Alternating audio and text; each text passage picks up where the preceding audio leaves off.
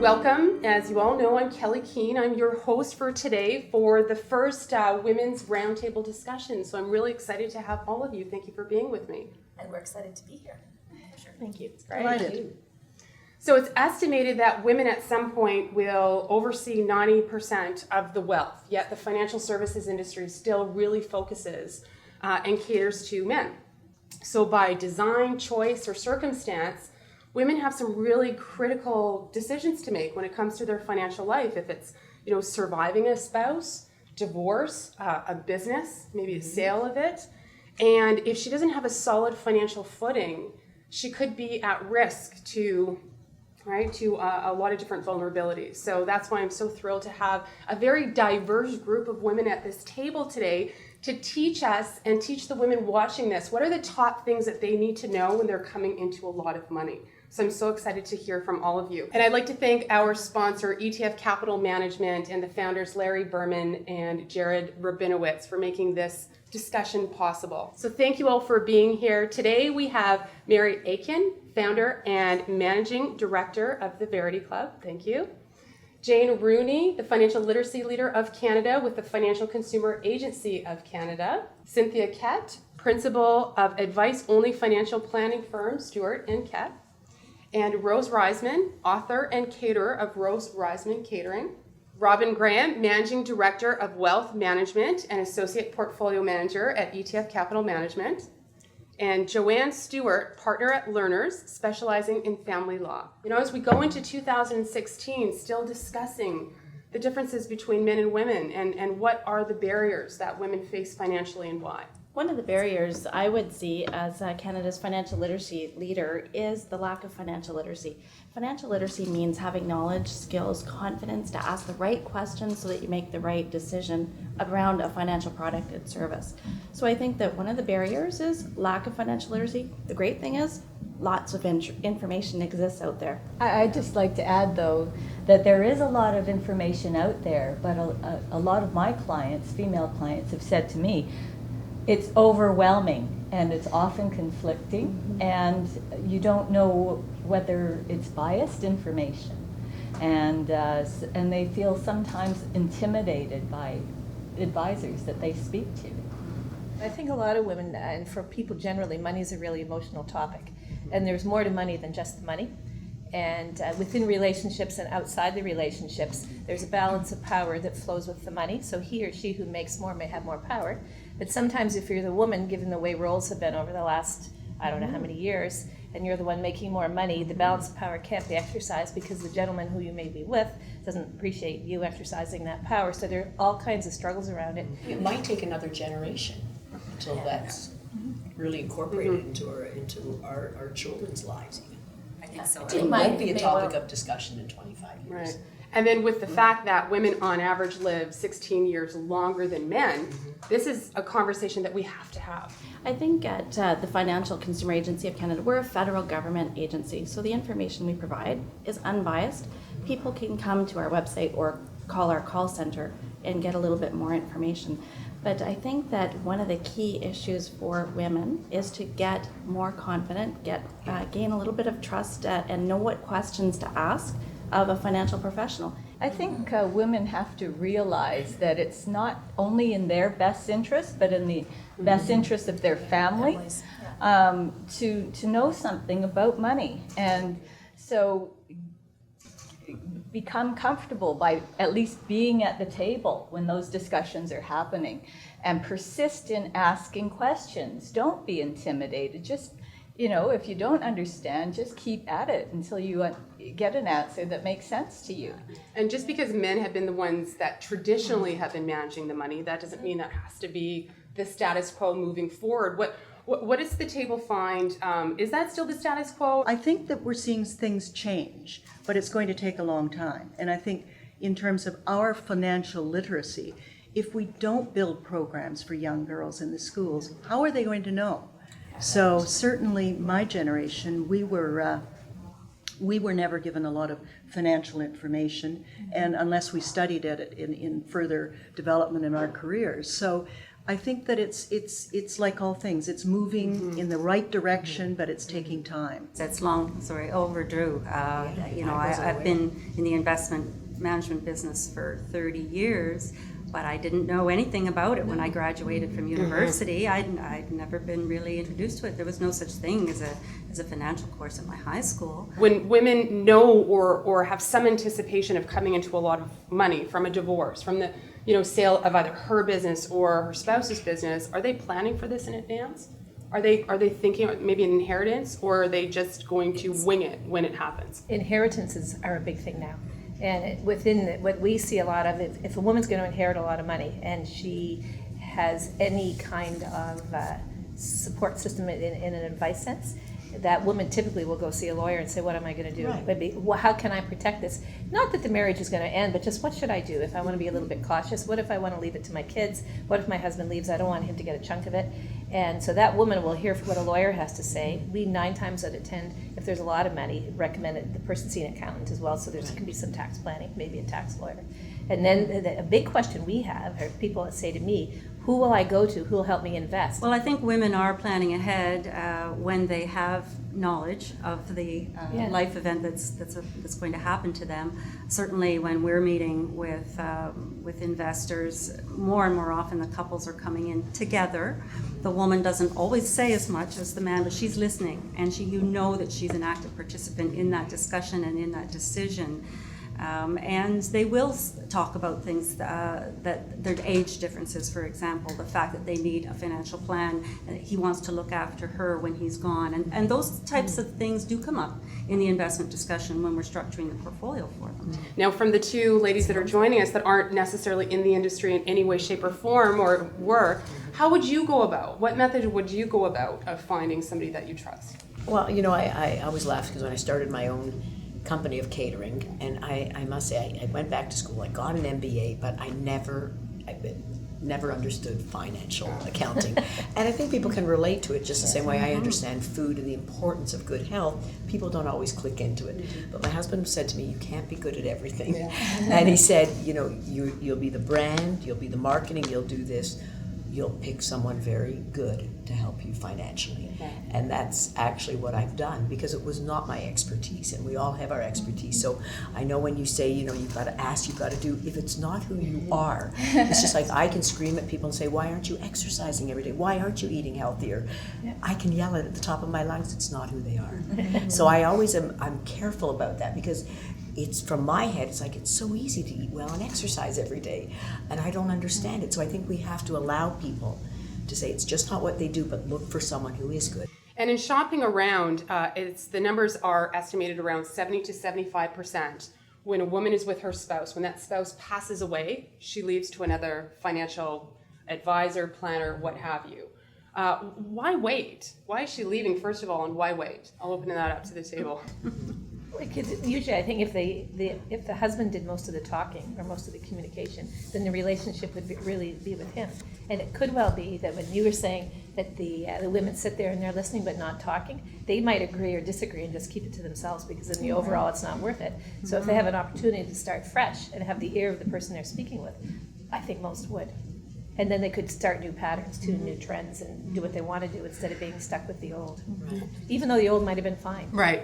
Right. Cynthia, do you? And I think that's a lesson to be learned by a lot of financial advisors. If you want to retain the business, then you'd better engage both parties and make sure that you're hearing both sides and emphasizing, well, what do you think, or what's important to you, or what are your concerns? They don't have to lose the business, but if they start thinking about that now, the Canadian public will be better served, but also they might retain the client. Well, I think it also goes to sort of the intimidation factor. If women don't know a lot about money, they don't want to speak up and look stupid. And I think when they're left to make the decisions, they are going to go somewhere else because they want someone to understand their dreams. I think men and women are looking for different things when they look for that financial advisor in the first place. And you're quite right, the woman may not have been well served, but maybe didn't say anything about it. Now is an opportunity to customize it. And then also, I know with my husband, he was definitely more risky. than I would have been.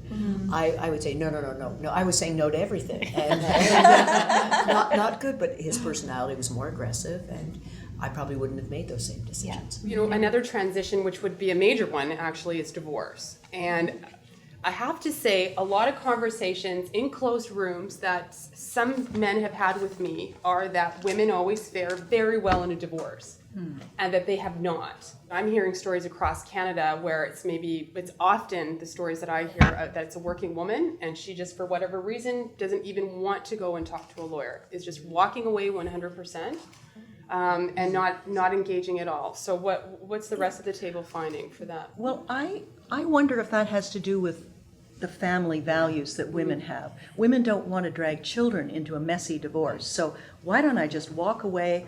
I'll somehow find a way to support the children, but I won't have to drag them through some terrible mess that will be part of their psyche going forward as parents themselves. Well, I think this is another great example of just how much society and culture has changed in the last generation, or even half a generation, where there was a time not that long ago where a woman wouldn't even think about divorce because she couldn't survive on her own. And today's woman is so empowered through career opportunities and legal justice and other issues that she can now consider that as an option in her life. And so are they planning for it? Yes, I think they are, if they have that freedom. And we certainly do help them. In the past, I've had other situations where a divorce has happened and the woman has come to me shell-shocked. Looking for help, doesn't trust anyone, doesn't trust men, doesn't trust the financial system, but has to go to someone and would rather deal with the female in that situation. So talking about, when a woman's coming into money, especially like an inheritance, maybe that wasn't expected. There's a lot of stats and research on lottery winners, for example, and that within 5 years, 44% of them have spent everything, and I've heard even higher. So I wonder, is it possible that type of mentality might happen as well, that there's this windfall, and especially if it's the result of the death of a loved one, perhaps parents that scrimped and saved, that there might be some emotional issues there in addition to the financial aspect that needs to be addressed? In my experience, women are pretty cautious with money, and particularly trickle-down family money. If mom and dad earn the money, then the women aren't going to blow it 9 times out of 10. At least that's my experience. They really want to keep it, and if they have kids, it's to go to the next generation. So they'll use a little bit of it, but really it's about the kids, and then the grandchildren, and somebody might have to get educated, and there's all of these things that go on. So I actually, in 30-some years, I can't think of anybody who blew the money. And what about men? You're mentioning women. Men blow the money. They do, because they feel they're going to make more. If they make money, they think they can make more money. One of the biggest fears women have is outliving the money. And so it really doesn't matter what the source of the money is, whether it's inheritance, a lottery win, or selling a business or whatever. They're very conscious of the fact that statistically we're going to live a long life. And we may live a long life, but along the way we may become unwell and might need long-term care or something. And so, for many women, I would say probably all the women I've spoken to who are clients of mine, their biggest fear is outliving the money. And so they're naturally thinking, okay, this has got to get me from here to there. How do I plan for that? I also wanted to add that I think one of the biggest risks women have is they are possibly too conservative, because they are interested in capital preservation and retaining that nest egg and that inheritance for their children and grandchildren. And sometimes what we see is when they get a hold of the money, they become too conservative with it. And of course, in this environment, you need balance in your life, you need balance in your portfolio as well. Do you feel that women are stepping up to the plate when they actually, as you kind of alluded to earlier, are that those dollars are within their direction, or are they deferring to others? I'm still seeing in my generation they're deferring to others. So I would tend to go either to a family member that I trust, a friend that I trust, and I have friends in the financial world and who have been friends for, again, 30 years. So again, you're going to someone that you trust and you know is interested in yours. So that's what I would do. Right. That's what my peers are doing. The difficulty with dealing with somebody who's a family member or a close friend in terms of advice is if things don't go so well, then it really does influence and affect that relationship. And so I do encourage people to consider using objective third-party advisors for that reason. So different transitions, as we're talking about, we have information on that. We also have a financial literacy program for adults called Your Financial Toolkit. It's got a great module about investing. It includes questions to ask, and exactly to your point, how to shop around, if you will, for a financial planner or a financial advisor, a financial professional. And there are websites that have listings of people who've had complaints against them. So search to find out if someone you're interviewing has had a complaint against them. Find out if they are a certified financial planner. So the Financial Planning Standards Council has a list. IROC, the Investment Industry Regulatory Organization of Canada, has a list, and that's where the complaints would be housed. Your Canadian Securities Administrators, so securities commissions across Canada.